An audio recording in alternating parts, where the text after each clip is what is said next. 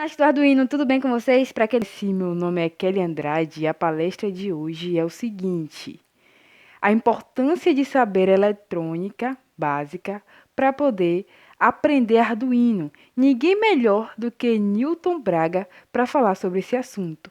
Então, fique com ele agora após a vinheta e não se esqueça de se inscrever aqui no canal, ativar o sininho de notificações para ver mais palestras que eu vou estar disponibilizando na próxima semana. Então, vamos lá. Eu estou aqui para conversar com vocês sobre a importância de você conhecer eletrônica para utilizar o Arduino. O Arduino, não há dúvida, é uma ferramenta poderosíssima e se você souber usar, você faz praticamente tudo. Mas acontece que você tem que levar em conta que o Arduino sozinho não faz tudo. Quando você pega um Arduino e você aprende a usá-lo, a primeira coisa que você vai fazer, por exemplo, é como acender um LED. Então, você vai lá pegar a sua matrizinha de contato, ou eventualmente tem aquela versão do Arduino que já tem um setor com a matriz de contato, e você vai lá enfiar o LED e o resistor. Tudo bem. Você aprende a programar, você aprende os recursos que o Arduino tem em termos de instruções, em termos de ler sensores, de ter as saídas ativadas, de você gerar tempos, né? Mas você sabe que você pode acionar outra coisa além de LED? Se você pode acionar alguma coisa além de LED, como você faz isso? E aí que entra o conhecimento adicional da eletrônica. Mesmo no caso do LED, você sabe que você vai ligar um resistor em série. Você sabe como é calculado esse resistor? Por que ele tem aquele valor? Por que aquele valor eventualmente pode variar dependendo da cor do LED que você vai acionar? Ou do brilho que você quer? Então, é muito importante, você que vai aprender Arduino, que você também tenha que aprender e conhecer a eletrônica básica e a eletrônica analógica. O Arduino, ele é um microcontrolador, ele é uma plataforma digital. Tudo que o Arduino faz, ele faz digitalmente. Ele tem entradas e tem saídas analógicas. Mas ele converte essas saídas para esses formatos, essas entradas e essas saídas para esses formatos. O barulho que vocês estão ouvindo é do avião, porque eu estou perto do aeroporto de Guarulhos. Já passou. Então, continuando, o Arduino é uma plataforma digital que se comunica com o mundo exterior, que também é analógico. Então, você tem a comunicação digital com o mundo exterior, do Arduino, e também tem a comunicação analógica. Quando você liga um sensor, quando você controla alguma coisa com o Arduino, eventualmente você está se interagindo com um mundo que é analógico, não é um mundo digital.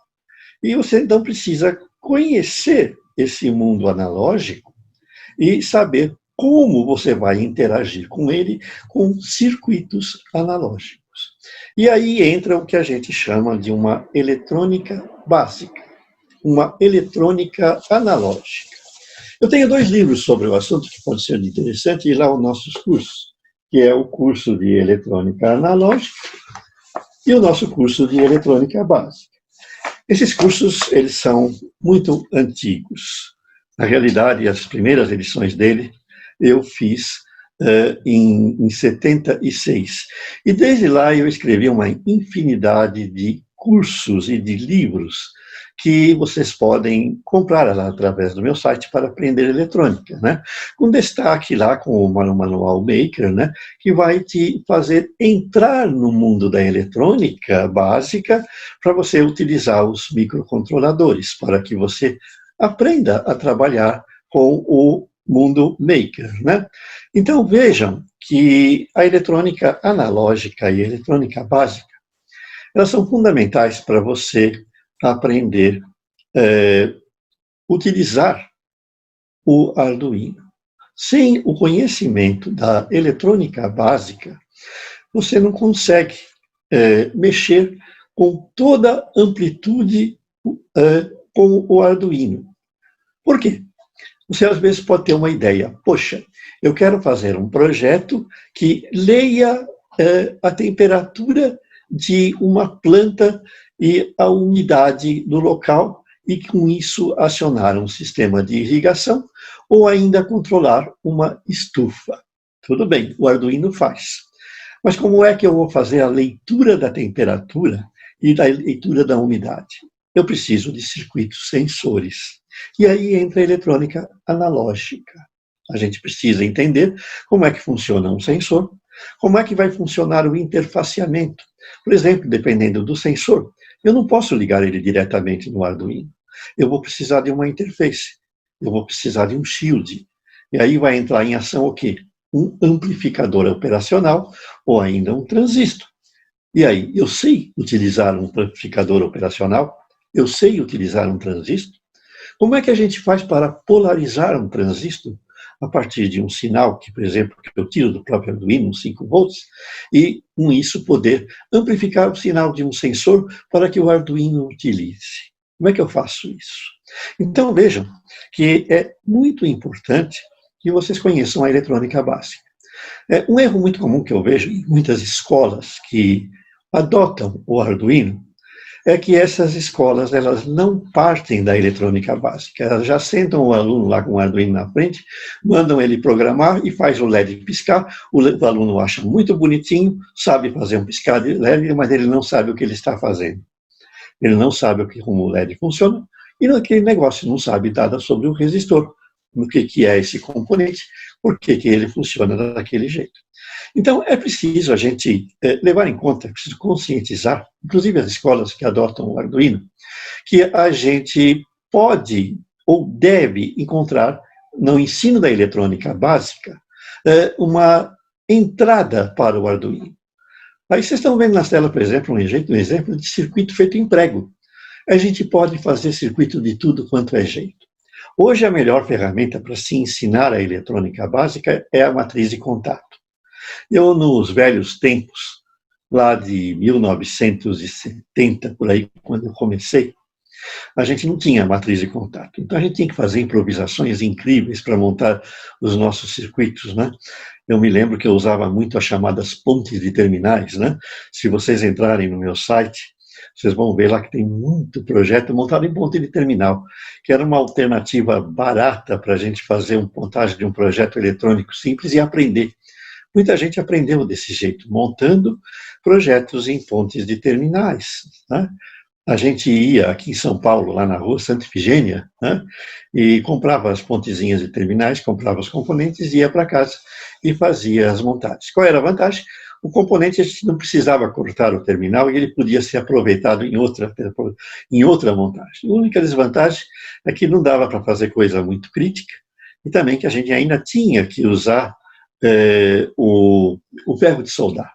Ainda era necessário você ter o ferro de soldar, né? Vocês têm aí um exemplo de uma pontezinha de terminais. Até hoje ainda tem. Você ainda encontra essas pontezinhas de terminais para montar. A gente chamava de projeto aranha, né? Porque ficava tudo pendurado, os fios ficavam todos feios, né? Mas funcionava.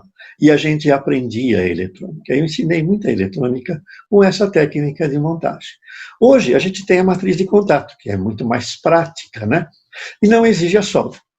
E a gente pode aprender muito. A matriz de contato, ela tem uma limitação que vocês devem saber. Quando os terminais dos componentes ficam longos, eles não podem trabalhar com altas frequências porque eles apresentam uma indutância. E um terminal longo de um componente próximo do terminal longo de outro componente, além do risco de encostar um no outro, eles ainda apresentam um fenômeno de capacitância mútua. Então, eles podem afetar as características do circuito que você está montando. Então, se você usar uma protoboard, por exemplo, uma matriz de contato, e montar um circuito de alta frequência, é bem provável que ele fique instável. Você vai ter alguns probleminhas. Mas, mesmo assim, dá para você montar muita coisa. Você pode perfeitamente, olha que negócio legal, você utilizar o seu Arduino, e na sua matriz de contato, você monta um transmissorzinho de FM. E aí você gera sinais PWM de diversas frequências no seu Arduino e faz com que eles sejam controlados pelo toque dos seus dedos. Você tem um órgão eletrônico sem fio em que você toca e a música sai no seu rádio FM. Então, vejam o que dá para fazer de brincadeiras, desde que você conheça a eletrônica analógica. Você conhece o Arduino? E daí? E o resto? Fica no Arduino? Não. Se você sabe como funciona um transistor, um oscilador de alta frequência, e você pode montar perfeitamente outra coisa. Existe uma infinidade de coisas que você pode fazer associando o Arduino com outras coisas. Eu recebi esses dias uma consulta de um leitor. Ele me perguntava o seguinte: pode-se ligar um Arduino no aparelho valvulado? Pode, desde que você respeite a interconexão de características. Para quem quiser saber mais sobre como fazer algumas experiências e usar a matriz de contato para ensinar eletrônica, tem aí o meu livro, Projetos Educacionais de Matriz de Contatos, que você pode comprar nos links que são dados aí, né, lá no meu site você encontra, né, que é muito legal para aqueles professores que desejam ensinar Arduino, mas não querem ficar só no Arduino. Eles querem partir da eletrônica básica, querem partir da eletrônica do começo, a eletrônica raiz, né? Como eu faço quando, agora a gente está na pandemia, a gente encerrou o curso, e eu dava aula para uma turminha de jovens no Colégio Mater Amabilis, aqui de Guarulhos, né? Em que eu ensinava o pessoalzinho a montar coisas na matriz de contato como uma preparação para que depois se aprendessem a utilizar o Arduino. Então, vejam, tem que ser uma coisa completa, né? Eu me lembro que uma coisa que a gente precisa ver, voltando um pouco na história, né, é que na eletrônica a gente passa por etapas, né?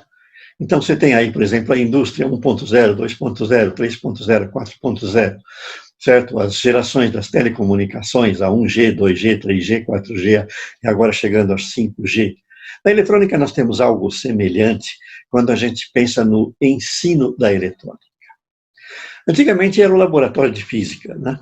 Então, aquilo que se chamava de eletrônica, lá no começo do século passado, fazia parte do curso de física.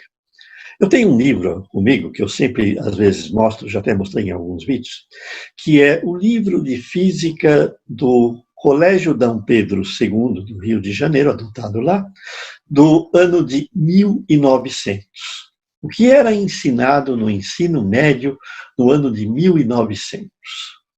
A física terminava onde começava a tecnologia. Então, o que acontecia naquela época?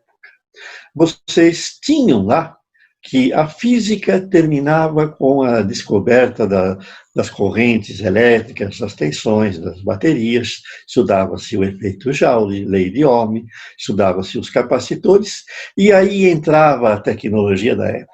Você já aprendia no curso de física como é que funcionava um rádio e como é que funcionava um telégrafo sem fio, né? Naquela época era a comunicação usada. Então, o aluno que saísse dali e fosse para a engenharia, ele podia já ter uma continuidade nos seus conhecimentos sem ter um gap. Com o tempo, criou-se um gap, que foi preenchido pelas chamadas matérias eletivas. Assim, o que acontecia até bem recentemente é que você terminava o curso colegial e quando você entrava numa faculdade de engenharia, você notava uma falta enorme de conhecimentos básicos, certo? Eu me lembro, na escola politécnica, que eu tinha colegas que, por saírem do ensino básico, saírem do colégio convencional, do ensino médio, eles não conseguiam acompanhar, tinham uma dificuldade enorme de acompanhar os primeiros anos de engenharia. O professor tinha que revisar conceitos de resistores, capacitores, transformadores, porque nada daquilo tinha sido ensinado, né? Não havia o ensinamento daquela eletricidade básica. Hoje a gente criou, para superar esse gap, as matérias eletivas. E os cursos técnicos, não precisa dizer, quem saía do curso técnico não tinha dificuldade. Mas aí que entra o seguinte, na faculdade, você já partia para um curso, por um ensinamento, que você tinha que ter de cursos anteriores, numa forma um pouco mais avançada, que era o conhecimento da eletrônica básica, eletrônica analógica, e já, eventualmente, dos microcontroladores, que entraram bem recentemente, principalmente com a chegada do Arduino. O Arduino chegou para justamente ele tampar esse gap e ser utilizado como continuidade nos cursos de engenharia, né?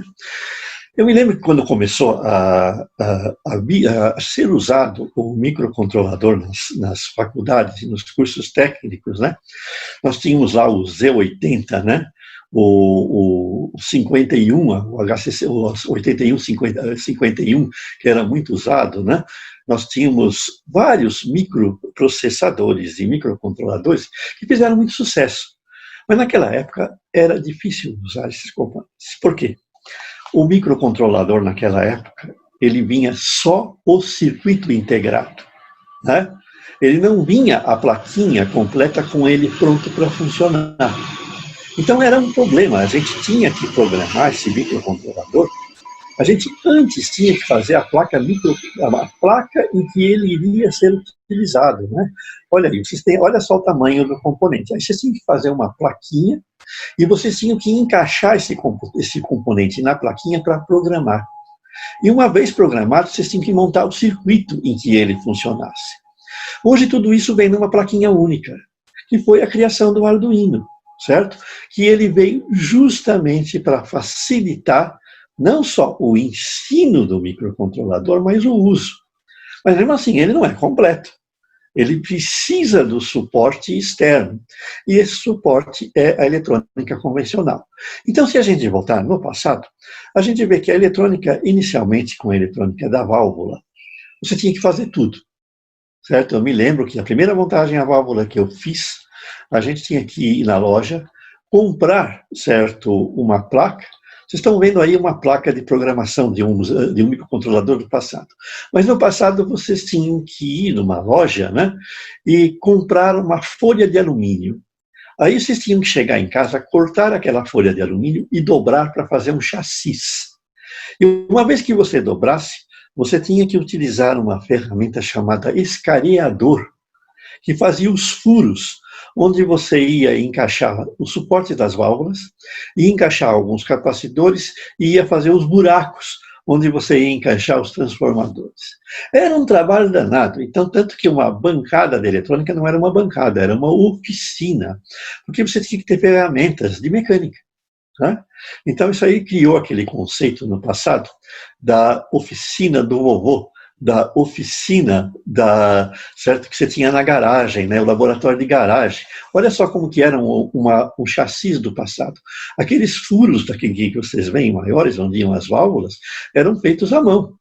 E tinha também os furos que você fazia, aquele quadrado em cima do transformador. Era um trabalho muito grande. Hoje ainda já vende esses chassis, para quem quer fazer a montagem em casa dos valvulados, né, vende pronto. Mas precisa ver se ele tem a configuração que você quer. Por exemplo, será que você vai montar um aparelho de 5 ou de 6 válvulas?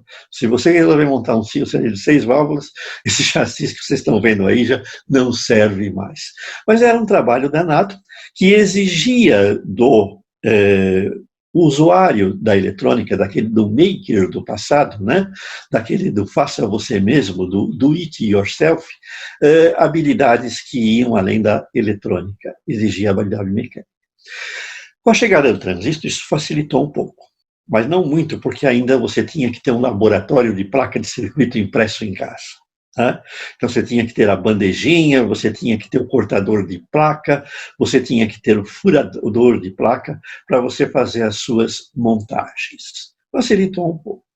Com a chegada do circuito integrado, facilitou mais ainda, porque agora os circuitos usavam menos componentes e vinha mais coisa pronta.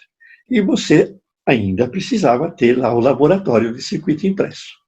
E aí nós passamos por uma fase, que é aquela que a gente está agora, em que uma grande parte do seu circuito e das funções, ela já vem integrada num componente único, que é o microcontrolador. Então, você tem lá um componente que ele vem vazio e você programa para que ele faça aquilo que você quer. você não precisa montar nada, ele vem vazio. E você programa. Mas você vai precisar montar os periféricos, né? Então não é tudo. Hoje nós temos duas possibilidades. Uma é que existem os shields prontos, mas nem sempre existem aqueles que eu realmente preciso num projeto novo que eu estou criando. Às vezes eu preciso montar isso. E aí eu tenho duas possibilidades. Eu posso ter o meu laboratório experimental, em que eu vou utilizar a matriz de contato, que é uma técnica de montagem que você utiliza para você criar um projeto experimental. E uma vez que você criou esse projeto, vamos supor que você queira industrializar, ou ainda que você deseje apresentá-los num TCC, ou que você precise de várias unidades semelhantes por algum motivo. Então, hoje você pode contar com os fabricantes, os integradores. Você manda o desenho do seu projeto numa placa e esse fornecedor fabrica a quantidade de placas que você precisa e te envia. E aí você completa o seu projeto, interligando aquilo no seu Arduino. E, eventualmente, até você pode incluir aquilo, por exemplo, num caso de uma placa já única, com o Arduino nela. Aí você tem um exemplo de uma dessas placas de integração, por exemplo, que você também pode usar num projeto em lugar da matriz. Você faz a montagem preliminar na matriz, por exemplo, aí ela funciona, mas você quer uma versão soldada, porque na matriz está sujeito a soltar os fios, você quer uma maneira um pouco mais segura de você ter o seu projeto, e aí você monta isso numa placa universal. A placa universal, ela tem uma furação que ela é sem a interligação dos pontos. A interligação você vai fazer conforme o seu circuito, conforme mostra aí. E ela vem com os acessórios que permitem que você encaixe isso diretamente lá na sua placa de Arduino ou em outros circuitos, ou encaixe outros circuitos aí. Por exemplo, você integra uma aplicação que exija a transmissão de dados para um Arduino, através de um sinal de LoRa, por exemplo. Então, você pode integrar o LoRa nessa placa, encaixando uma plaquinha já pronta num desses soquetes que você tem, num desses suportes que você vai encaixar ali. Então, vejo que hoje as coisas estão muito facilitadas, né? Mas e aí? Você precisa conhecer a eletrônica que vai estar funcionando em todos esses projetos. Não basta encaixar um no outro e funciona. Você precisa conhecer a eletrônica básica e analógica. Por quê? Você vai conhecer as grandezas físicas envolvidas, principalmente as grandezas relacionadas com a eletricidade. Então, você vai ver, por exemplo, que podem existir problemas de compatibilidade de circuitos. Um circuito fornece um sinal, o Arduino precisa de outro. Um sensor fornece um sinal, o Arduino precisa de outro, você precisa casar esses sinais. Então, você vai ter que ter um circuito. E você precisa saber interpretar tudo isso para criar esse circuito. Esse circuito é eletrônica analógica, é eletrônica básica. Pode ser que o circuito seja digital também, né? E tem aqui uma pergunta, inclusive, que acaba de me chegar de uma pessoa que está assistindo, tem uma pessoa que ainda faz essas placas na mão. Ele faz muitos shields para Arduino. Você pode fazer os seus shields Arduinos lá no seu laboratóriozinho de circuito impresso. Tudo depende de você ter os recursos, mas precisa conhecer, né? Vejam, então, que você que gosta do Arduino e já faz alguma coisa, e você pode estar sentindo alguma dificuldade, às vezes, em alguns shields, em algumas coisas que você quer criar, você pode perfeitamente ter uma ampliação da sua capacidade de ser um maker, de ser um projetista, de ser um criador, se você entender um pouco mais de eletrônica. E é a eletrônica básica e a eletrônica analógica que entram aí. O que você vai estudar em eletrônica básica e em eletrônica analógica? Eu falei logo aqui no início que uma das coisas que se faz muito é enfiar um LED numa plaquinha e um resistor, ligar no Arduino e fazer piscar. A eletrônica básica e a eletrônica analógica, elas vão justamente tratar desses componentes. Primeiro, elas vão aprender Estou vendo a foto aqui de alguém, aqui um lutador de karatê, deve ser um campeão aí de o que? Arduino. Mas manda informação sobre o que se trata. Mas vejam que quando a gente liga o LED e o resistor para fazer ele piscar, a gente vai tratar de quê? A gente vai tratar de conceitos de eletricidade e eletrônica básica atrelados à física, porque tudo isso é continuidade.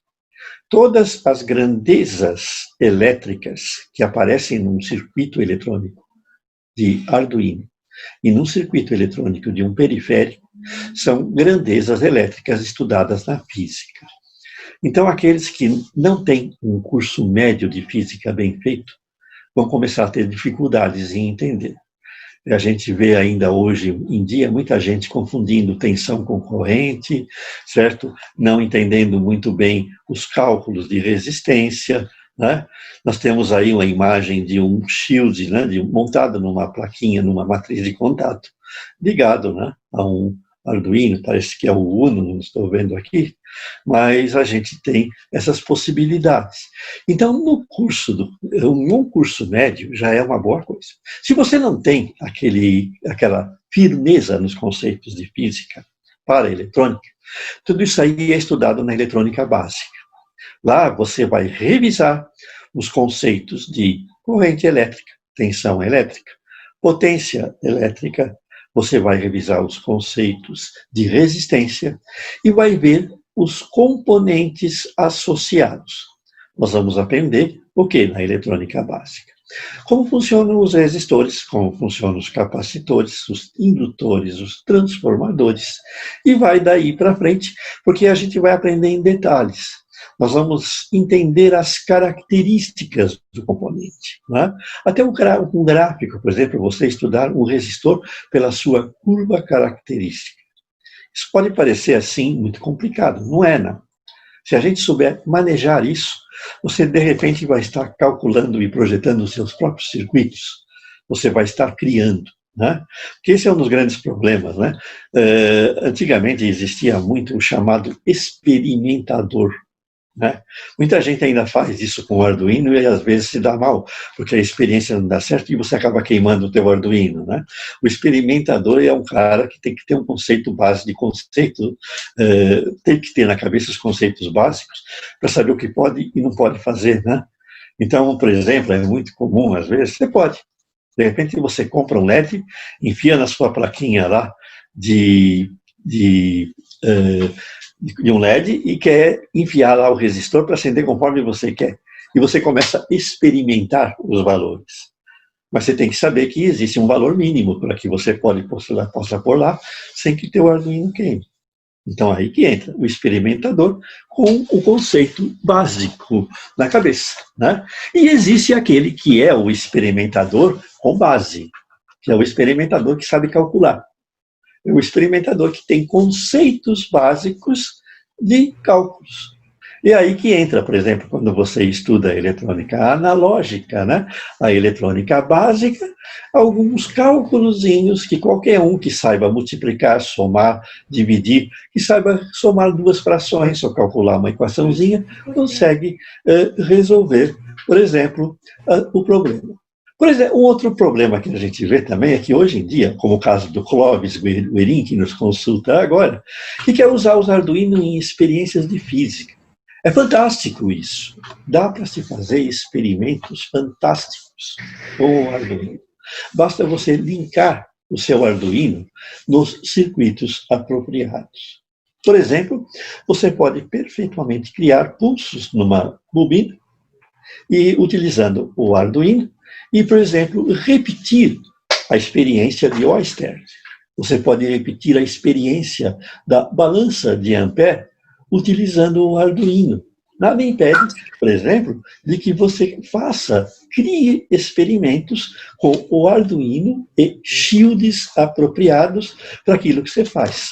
É aquilo que eu falo, o Arduino não é só você ensinar o aluno. Você pode colocar o Arduino na mão do professor para que ele crie experimentos que tornem suas aulas muito mais produtivas. professores de física, professores de química, né? Pode. Você já pensou, você que é professor de química, por exemplo, colocar um display de cristal líquido no seu Arduino e colocar um sensor óptico que meça a transparência de uma substância, que você vai colocar num frasco com o sensor do lado e uma fonte de luz do outro. E você pode produzir diversas reações químicas naquele líquido que você colocou naquele experimento, mostrando que com as diversas concentrações, os graus de reação são diferentes, o que vai se refletir na transparência do líquido. E isso vai ser indicado por um painel de cristal líquido no seu Arduino.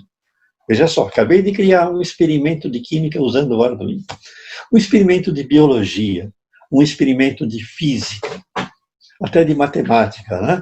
De repente você utiliza um tecladinho digital que você converte a numeração nossa em BCD, em binário, e aí você, com o Arduino, você pode ensinar a numeração, certo?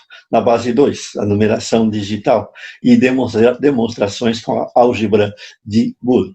Olha aqui um experimento de física que você pode eventualmente utilizar para você acrescentar lá no detetor o seu Arduino para indicar uma variação, uma indicação numérica desse experimento que você vai fazer, certo? Com, no caso, diversas cores do espectro. Vejam que é muito interessante, você pode criar coisas fantásticas hoje com essa ferramenta poderosa. Mas sempre lembrando, não é só o Arduino que você tem que conhecer, não. Você tem que conhecer toda a eletrônica que vai em volta. Ou, eventualmente, a física, a química, a biologia que vai ser associada, né?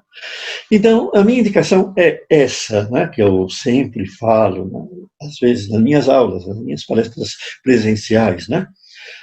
Hoje em dia, nós estamos num mundo em que todas as ciências e tecnologia, elas estão interligadas, elas estão entrelaçadas, né?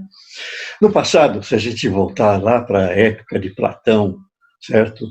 Aí voltar para a época de Sócrates e de outros grandes filósofos, todo o conhecimento da humanidade podia ser absorvido por uma pessoa, era o filósofo.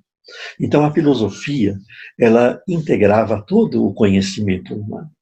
Então, o filósofo conversava com você de biologia, de física, de química, da maneira como ele entendia a coisa na época, né? Então, era uma ciência única. Com o tempo, o conhecimento humano foi se ampliando e ele se dividiu em compartimentos. Nós passamos a ter as ciências físicas, as ciências humanas e as ciências biológicas. E mais ainda, esses compartimentos ainda foram se dividindo. Dentro das ciências físicas, nós passamos a ter as engenharias de diversos ramos, nós passamos a ter a física, a química, a matemática e um monte de outros ramos. E o que está acontecendo em nosso tempo agora é que a gente deixa eu ver só uma perguntinha aqui.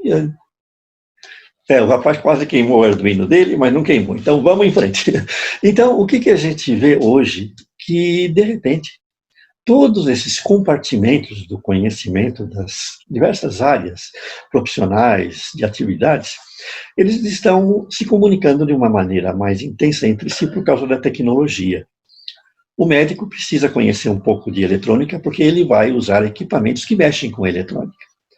Eu falei recentemente numa palestra que uma pesquisa mostrou que mais de 50% dos acidentes que ocorrem quando as pessoas usam equipamentos de alta tecnologia é porque elas não têm um conhecimento mínimo de que eles funcionam, né? Na minha última live eu falei de uma senhora, por exemplo, que lavou o seu rádio a válvula na torneira com ele ligado. Vocês já podem imaginar o que pode ter acontecido, né? Ela tinha que saber, né, que eletricidade e água não se combinam, né? Nós tivemos casos do sujeito, né? Isso aconteceu lá no passado, né? De uma pessoa que foi trocar a lâmpada do banheiro na hora que ela queimou e ela estava dentro da água no chuveiro. certo? E ela quase morreu, é óbvio, né? Naquela época, nas cidades americanas, não havia disjuntores nem fusíveis. E essa pessoa conseguiu derrubar a energia elétrica da cidade, com o choque que ela tomou, né? Ela foi salva por um vizinho que ouviu a gritaria, né? Mas vocês vejam que hoje é preciso, por exemplo, que pessoas de todas as áreas tenham conhecimento de eletrônica. E os profissionais da eletrônica que vão desenvolver os equipamentos para as outras áreas tenham conhecimento dessas áreas.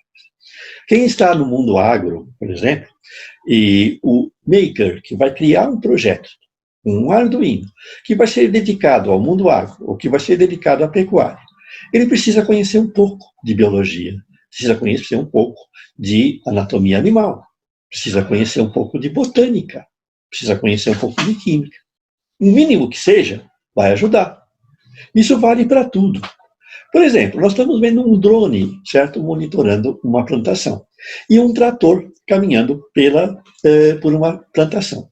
O drone que foi projetado para essa aplicação específica não é simplesmente um drone comum. O drone que foi aplicado para essa aplicação específica, ele vai ter que comportar uma câmera que ela tenha, por exemplo, uma seleção de imagem que esteja de acordo com aquela refletida, por exemplo, por uma lavoura saudável. Por quê? Essa seleção vai permitir que o software ligado a essa câmera, lá no receptor, possa, por exemplo, detectar uma pequena variação de cor da plantação numa determinada frequência que pode indicar uma praga, pode indicar uma doença. Então não é uma coisa tão simples assim, não. Pode-se fazer, sim, pode. O sujeito tem uma boa visão, ele consegue ver, ali tem uma mancha meio diferente na minha plantação, eu vou lá ver o que é. Mas se você tem a possibilidade de incorporar isso num software, aí entra a possibilidade até de você colocar inteligência artificial. Né? Aí o seu próprio software vai acusá-la na sua lavoura quando exige uma área doente. Né? Então veja que o conhecimento, no caso da botânica, no caso de uma plantação que nós temos aí, numa lavoura que parece ser de, eu não sei a planta o que é, mas para mim é couve aquilo, certo? Você pode indicar perfeitamente no seu software, naquela sua aplicação que eventualmente você criou, usando um Arduino, que vai dirigir esse trator e que vai ter uma interface de comunicação, até sensores que possam dedicar um estado anormal da planta. Então vejo que existem coisas fantásticas que podem se ver, né? O Arduino, que a gente sempre fala, a gente sempre pensa naquele que está sendo usado no aprendizado.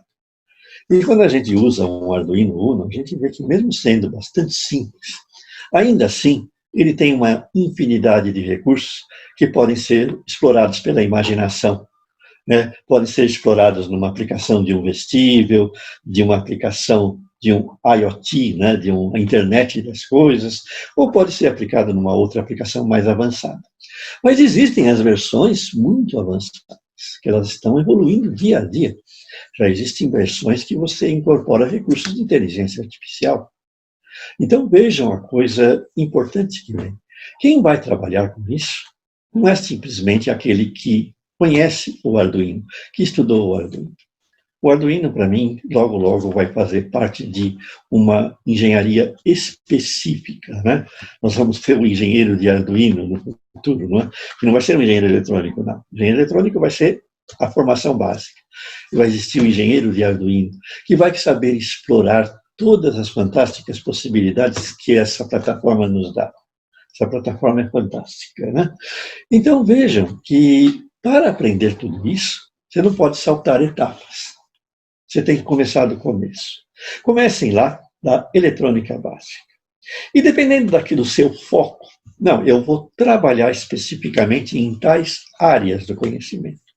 Física, química, biologia, medicina.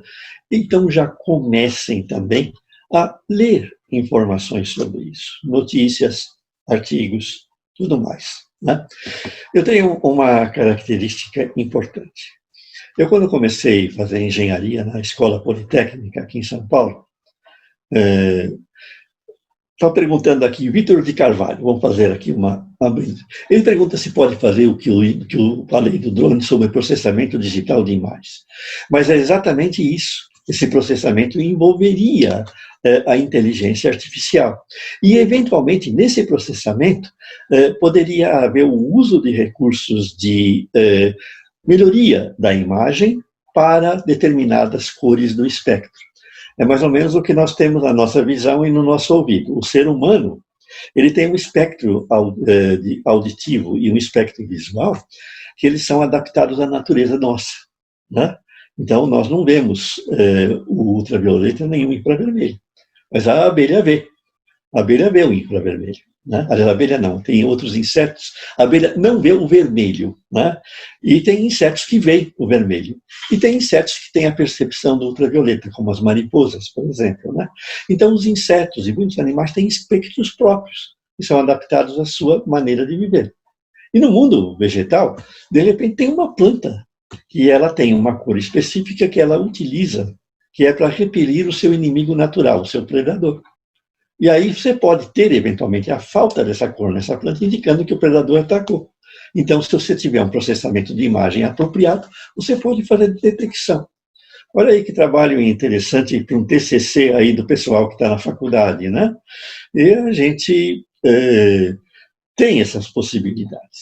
E é lógico, se você começar a aprender Arduino e aprender direto a eletrônica com ele, você tem também um ponto positivo, porque aí a coisa é simultânea.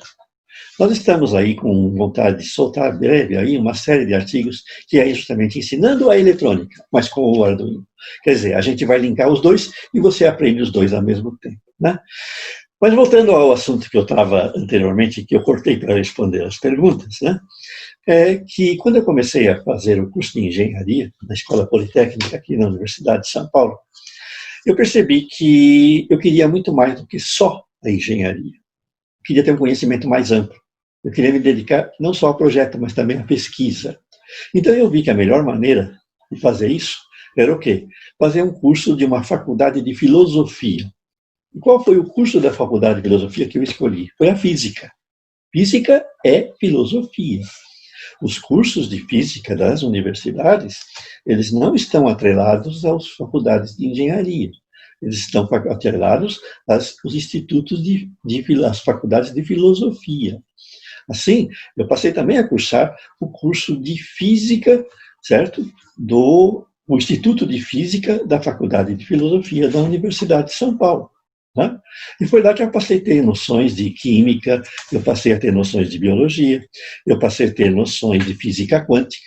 Eu estudei física quântica com grandes mestres como o José Goldenberg, eu conheci o César Lattes, eu tive aulas com o Mário Schoenberg, grandes físicos brasileiros, dois deles aí indicados para o Prêmio Nobel na época que eu estudava, né?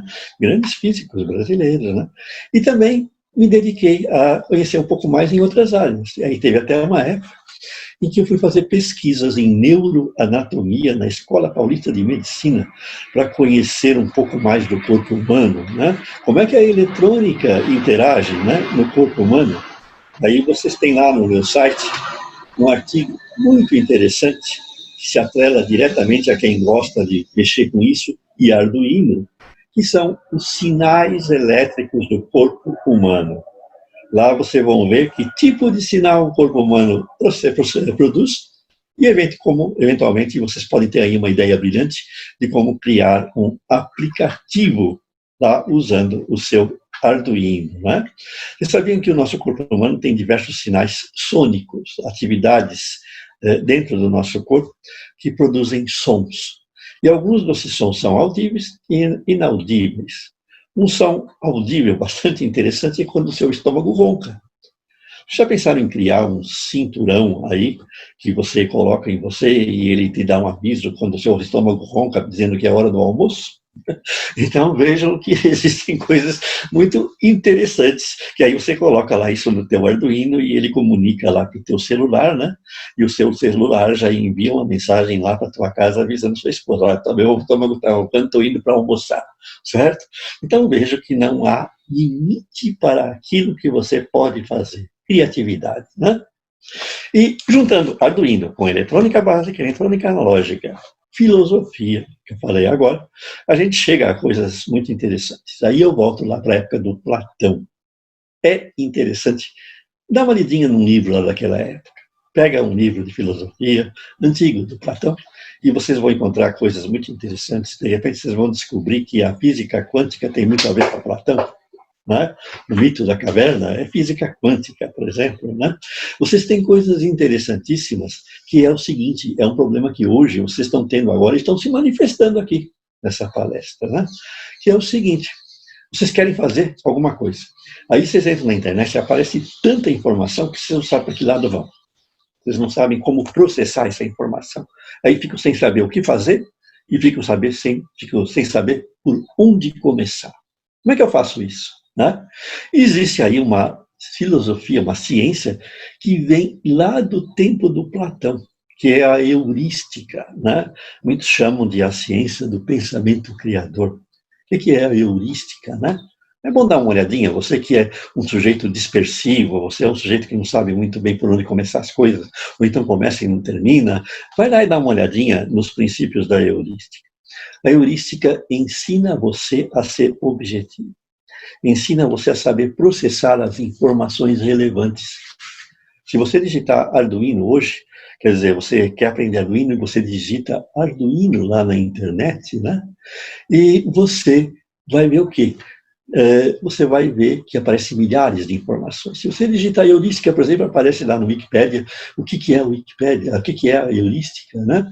E aí você vão encontrar muitas coisas que você não sabe por onde começar.